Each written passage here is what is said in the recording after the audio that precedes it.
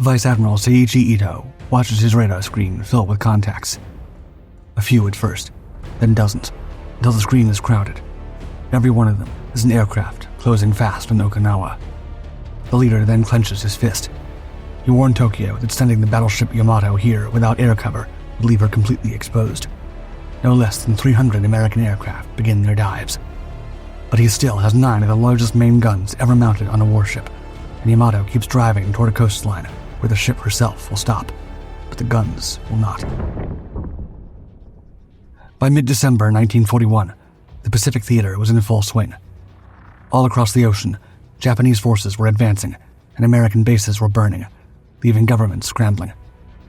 But at the naval port of Kure, on the southern coast of Japan's main island, something very different was taking place.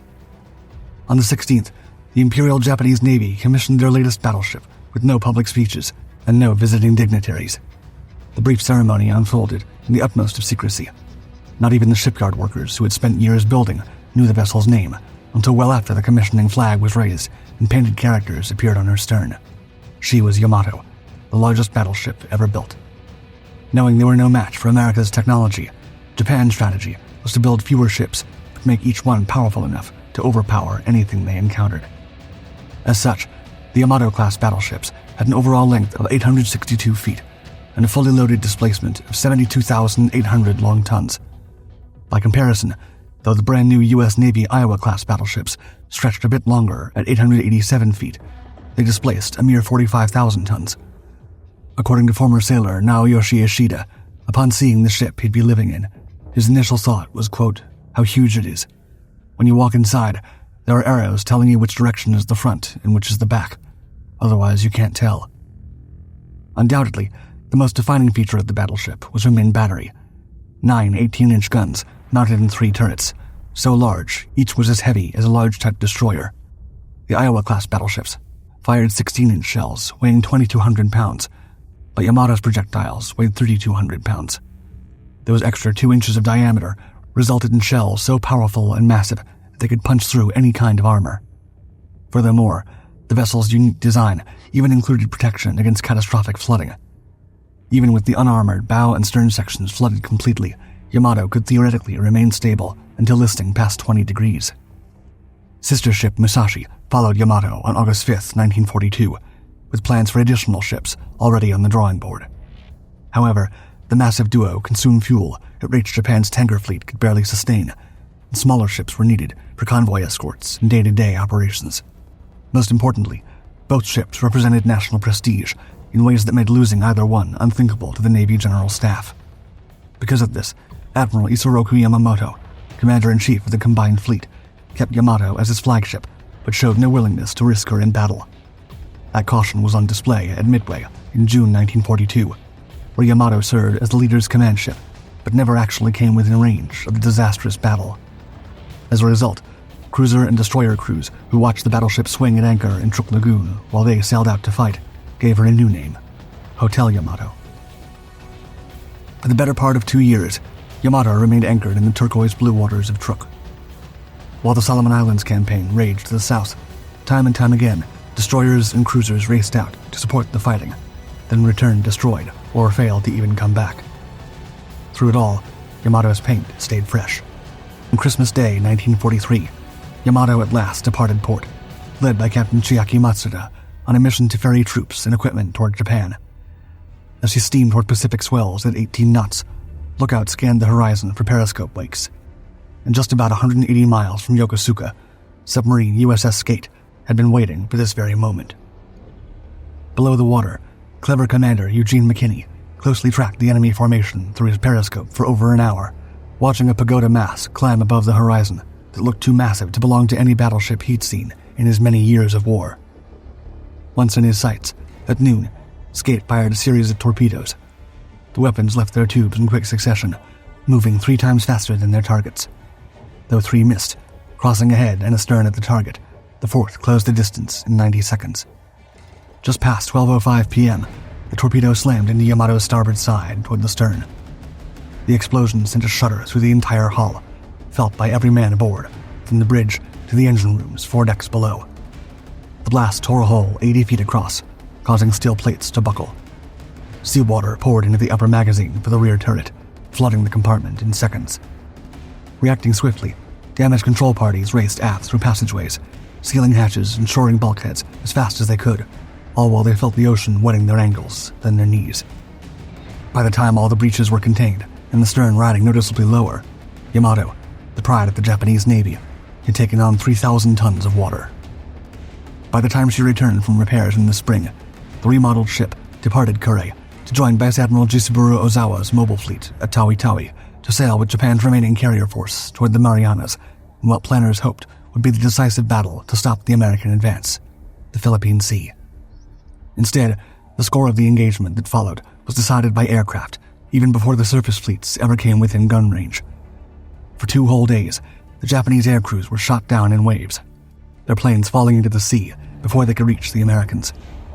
Following this major defeat, the so-called Marianas Turkey Shoot, the Japanese Navy changed its strategy, even for its best ships. After watching fires spread through other ships' berthing spaces, flames racing along sleeping quarters, and wooden furniture faster than damage control could respond, workers ripped out mattresses and bedding from Yamato's berthing compartments, hauling armfuls of flammable materials topside and throwing them over the rail. From there, sailors began sleeping on bare wooden deck planks, and the fire pumps and coiled hoses filled the spaces where lockers once stood. Now, Yamato was treated as what she actually was, a massive weapon. By the fall of 1944, the Philippine Islands were the last defensive barrier between American forces and the home islands. To protect them at all costs, the Imperial Japanese Navy planned Shogo, an operation that committed nearly everything the fleet still had to break through to Leyte Gulf, destroy the American invasion fleet anchored there, and force Washington to reconsider its advance across the Pacific. Yamato and her sister ship Musashi sailed as part of Admiral Takeo Kurida's center force on October 22, 1944, steaming east through waters that the American submarines and aircraft now controlled. A day later, well before the fleet reached the main battle area, U.S. submarines ambushed the formation in Palawan Passage, sinking 2 heavy cruisers within minutes. After a third cruiser, Kurida's flagship, took a torpedo hit that forced him to transfer his flag to Yamato, the fleet pressed forward. But once again, on the 24th, and this time in the middle of the Sibuyan Sea, American carrier aircraft found them. At 10:30 a.m., torpedo planes and dive bombers came in from multiple directions. Yamato took hits that flooded compartments below the waterline, but kept moving. Musashi absorbed strikes and stayed in formation. A second wave arrived at noon, topped off by a third and final wave at 1:30 p.m. These attacks focused almost entirely on Musashi now. Bombs crashed through her armored deck and exploded in the compartments below. Torpedoes slammed into her hull, each explosion opening flooding the damage control parties simply couldn't contain. By 7:15 p.m., after a fourth and fifth wave, with a total of 19 torpedo hits and 17 bomb strikes counted, Musashi capsized and sank stern first, taking 1,023 of her 2,399-man crew with her. At dawn on October 25th, Yamato, now alone, emerged from San Bernardino Strait and found what the fleet had been sent to destroy: a small American escort carrier group protecting the beaches. Yamato opened fire at 34,500 yards at sunrise. Her massive 18-inch guns came to life, hurled 3,200-pound shells across the distance in high arcs that took nearly a minute to reach their targets. Shell splashes rose around the escort carriers, geysers of water, taller than the ship's masts, dyed red, yellow, and green by marker dyes. One of these larger-than-life shells punched through the escort carrier Gambier Bay's thin armor, causing her to slow, then stop dead in the water. At last, Yamato had destroyed an enemy ship. In turn, the American destroyers charged directly at her, laying smokescreens and firing torpedoes and attack runs that forced the battleship to turn hard to avoid the weapons. When plenty of reports reached Kurita about mounting losses and enemy carriers approaching from multiple directions, at 9:11 a.m., believing his force faced annihilation and having already inflicted damage on the invasion fleet, Kurita ordered a general retreat. As she withdrew from Leyte Gulf, battered but afloat, it was clear to everyone that Shogo had failed. To make matters worse, less than a month later, a third Yamato-class battleship met her end before ever seeing combat. Shinano had been hastily converted into an aircraft carrier while still under construction. On November 28, 1944, she departed Yokosuka for Kure on her maiden voyage, with an incomplete crew and unfinished watertight systems. The submarine USS Archerfish picked her up on radar shortly after midnight. Commander Joseph Enright tracked the carrier for more than 6 hours, cleverly maneuvering to gain firing position while the unknown Shinano zigzagged at 18 knots. Precisely at 3:15 a.m. on November 29th, Archerfish fired 6 torpedoes from 1,400 yards, with 4 striking Shinano's starboard side in rapid succession. From one moment to the next, water poured through the breaches and spread through the unsealed compartments below the waterline. By mid-morning, the ship, with less than 10 days since her commissioning, rolled to starboard and capsized. By the spring of 1945, Japan's navy was a shadow of what it had been only a couple of years before. Of the 3 remaining battleships, Nagato and Haruna sat damaged beyond repair in port, leaving only Yamato operational. Most importantly, carrier pilots fresh from training schools had logged barely enough flight hours to land without crashing, let alone fight.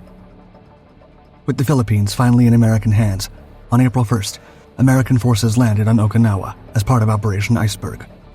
As they pushed inland, faster than ever before, Admiral Seiichi Ito, Commander-in-Chief of the Combined Fleet, overrode objections from his staff and authorized the formation of a Surface Special Attack Force, a one-time assignment of existing ships and crews to a single desperate kamikaze mission, in what he called, quote, the most tragic and heroic act of the war.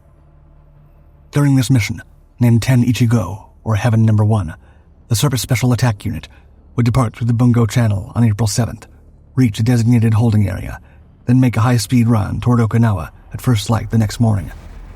The mission was to sail into the American fleet off Okinawa and engage at maximum range with Yamato's 18-inch guns until ammunition ran out or the ship became too damaged to maneuver, then deliberately beach herself on Okinawa's coast. Once aground, her main battery would become coastal artillery, supporting the island's defenders, while all non-gunnery personnel abandoned ship and joined the ground fighting. The escort ships would beach themselves as well, their crews fighting alongside the garrison until not a single man remained. 3 admirals would lead Surface Special Attack Force into battle. Vice Admiral Seiichi Ito commanded the entire operation from Yamato's bridge, while Admiral Kosaku Ariga served as the battleship's captain. Meanwhile, Rear Admiral Keizo Komura commanded the 2nd Destroyer Squadron from the cruiser Yahagi, leading 8 destroyers that would escort Yamato to Okinawa. Ito had argued against the mission from the moment Toyota proposed it. While an airborne operation, codenamed Kikuchi, would provide fighter cover for the kamikaze strikes, the Surface Special Attack Force would sail without any protection from American carriers. 8 Japanese destroyers would face 60 American destroyers already operating off Okinawa, plus the battleships and cruisers waiting beyond them. Though the Vice Admiral requested permission to depart at his own discretion, hoping darkness might give the fleet some chance of closing range undetected. The Naval General Staff denied the request, leaving the furious leader to grind his teeth, with no choice but to follow orders. As the night of April 5th settled over Yamato, all non-essential men were ordered to leave the ship at once. The sailors who stayed behind gathered in berthing compartments and passageways, passing bottles of sake and other spirits while singing folk songs about home, their families, and longing. Because the ship's store had been thrown open without restriction, the men who normally saved their pay or took no pleasure in substances took cigarettes, candy, and small luxuries, knowing money meant nothing where they were going. Some sat at tables, writing final letters to parents and wives. Others just smoked in silence. The following morning, preparations for departure began. A dozen sailors, too sick to function, were carried off to shore hospitals. Some more received last-minute reassignments to other duties, orders that arrived suddenly with no reason why. Their faces showed relief, mixed with shame, as they walked down the gangway, unable to look their shipmates in the eye as they left them behind. Captain Ariga even authorized the departure of older sailors, men over 40, whose deaths would leave families without support. Small groups of these men gathered their belongings and walked down the gangway, while younger sailors watched from the rails as Yamato took to the seas for the very last time. Later that day, about 2,000 men assembled on the forecastle, while the ship's executive officer read their orders aloud, the crew standing in formation with the sun reflecting off the water around them. The sailors maintained their composure through the ceremony, bowing toward the imperial palace, every single one of them understanding what was coming. On April 6th, waves of aircraft began Operation Kikuchi, or Floating Chrysanthemums, the coordinated kamikaze strikes against American ships off Okinawa. The operation was named after the crest of Kusunogi Masashige, a 14th century samurai who had accepted a fatal command from his emperor and led his forces into battle, knowing none would return. Now, the sailors of the Yamato were being ordered to follow the very same path. Off Okinawa, the mighty United States Navy had assembled over 1,300 ships and hundreds of carrier aircraft, firepower that stretched from horizon to horizon. Battleships and cruisers formed gun lines miles offshore. Carriers launched strikes in waves that kept coming. Admiral Seiichi Ito studied the numbers and was well aware that there was no way the Japanese surface ships could survive that fleet. Still, he greenlit Operation Tengo anyway. American codebreakers back at Pearl Harbor had decrypted the operation orders before Yamato left port, and submarines USS Threadfin and USS Hackleback were already working in unison and moving into position as the Special Attack Force turned south toward the Bungo Strait, accelerating to 20 knots as the sun dropped below the western horizon. Through it all, ships maintained strict radio silence, communicating through infrared signal lamps invisible to human eyes. The fleet stayed close to the coastline to avoid submarine hunting grounds further offshore. On each bridge, watch officers flashed the infrared lamps between vessels, while lookouts scanned the water for any sign of an enemy periscope. By 8 p.m. on the 6th, the fleet began zigzagging under a moonless sky, the only light coming from phosphorescent foam turning white-blue against each of the ship's hulls. Only 10 minutes later, Yahagi's radio room intercepted a transmission on American submarine frequencies. With an operator calling out a contact, a single blip that appeared, faded, then came back stronger on the green screen. With this, Yahagi's Captain Hara ordered battle stations. Alarm bells rang through every compartment as men ran through passageways, boots hammering on steel deck plates as they grabbed helmets and life jackets from their racks. On the ship's bridge, officers wearing headphones heard American voices discussing the formation in clear English. Ensign Shigeo Yamada, a Nisei translator, called out the phrases as he heard them, quote, "King battleship, steering south, making 20 knots. Though the submarines had orders to shadow and report, staying outside torpedo range, while radioing position and course back to the American carriers, every single one of the now terrified officers on Yahagi's bridge knew a single message from Pearl Harbor could change those orders. Through the night of the 6th, the Japanese ships pushed south. At the same time, Threadfin and Hackleback maintained contact from a little beyond visual range, the radio reports reaching Admiral Mark Mitcher's Fast Carrier Task Force 58 hours before dawn. At 9 a.m. on April 7th, a team of scout planes finally located Yamato, approximately halfway to her destination, still maintaining 20 knots, still heading south. Upon Mitcher's order, a maximum effort strike was launched against the pride of the Imperial Navy, with every available aircraft being sent to destroy her.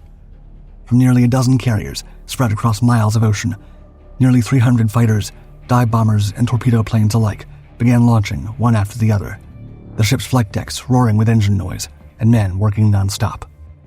Aboard Yamato, radar operators watched their screens fill with contacts. Dozens at first, then 50, then over 100, multiplying faster than their eyes could count, and all closing in fast. The ship's engine room telegraphs rang for maximum speed. The turbine spun up to emergency power, their whine rising in pitch until deck plates throughout the ship vibrated. The 72,800 long-ton ship struggled to work up to 28 knots, her bow throwing spray 40 feet into the air. On Yahagi, damage control parties rotated all 8 torpedo tubes perpendicular to the hull to prevent the oxygen-fueled torpedoes from exploding should the tubes be hit directly. Then the sky filled with planes diving from every direction. For a little over 2 hours, wave after wave pressed through anti-aircraft fire that threw up curtains of bursting shells between 3,000 and 10,000 feet, black puffs hanging in the air. Pilots later described the sky over Yamato as so crowded they spent more time watching for other American planes than Japanese fire. At 12:47 p.m., destroyer Hamikaze took a torpedo hit amidships that broke her keel, then sank within 3 minutes. The attack then shifted to the larger ships. Bomb hits on Yahagi began peppering all across her deck from stern to bow, each explosion throwing debris and men into the air. At 1:30 p.m., a torpedo slammed into her rudder, causing the steering gear room to flood instantly. With her rudder jammed hard over, speed dropping, she became an easy target for the next wave. Inside the ship, Lieutenant Takekuni Ikeda's eardrums had ruptured from a near miss, leaving him to watch the battle unfold in eerie silence, his vision filled with water columns taller than the mainmast erupting around the ship, one after another, the ocean churning white as bombs and torpedoes detonated. Steam vented from the ruptured forward stack, spreading across the deck. As Yamato tried to close the distance to the beleaguered Yahagi, Admiral Ito saw the damage for himself through his binoculars. What he found made it clear the cruiser was finished. Her rudder hung loose, and yellow smoke poured from number 1 turret, where a bomb had penetrated the armor and detonated the ready ammunition inside.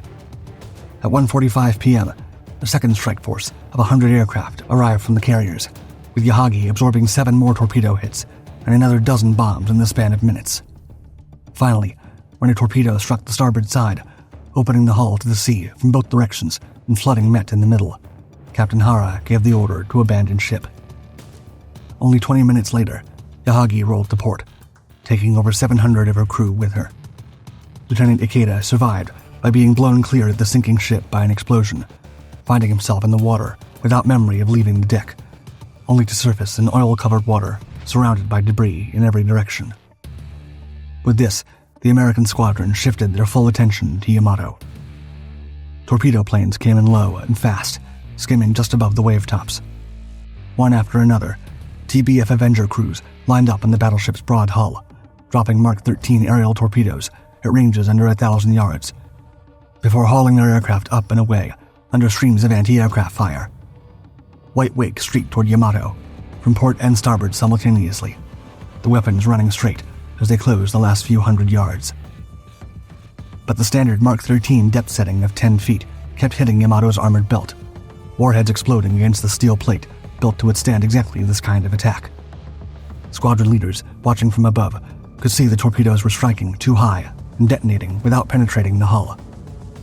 Moments later came the clever new instructions: reset the torpedoes to run at 20 feet, deeper, where Yamato's designers had sacrificed armor thickness to keep her fast and maneuverable. Then the adjusted weapons started punching through. Inside Yamato, the list to port had reached the 20 degrees it was meant to withstand. Her passageways became steep ramps where desperate men fought to keep their footing as boots slipped on steel deck plates slick with fuel oil from ruptured lines.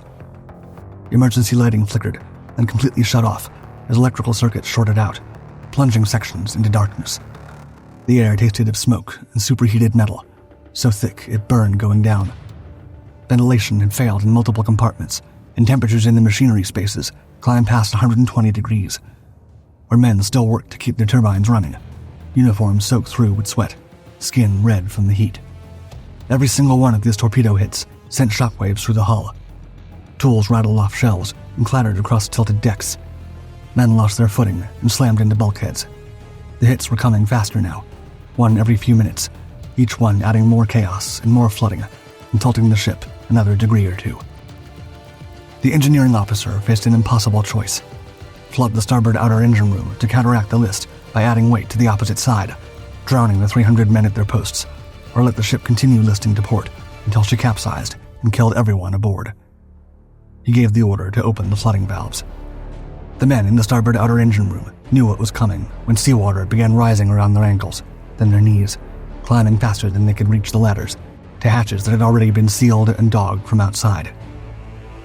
After absorbing 10 torpedo hits and 7 direct bomb hits, Yamato's list passed 35 degrees. With this, the abandoned ship order went out over the public address system.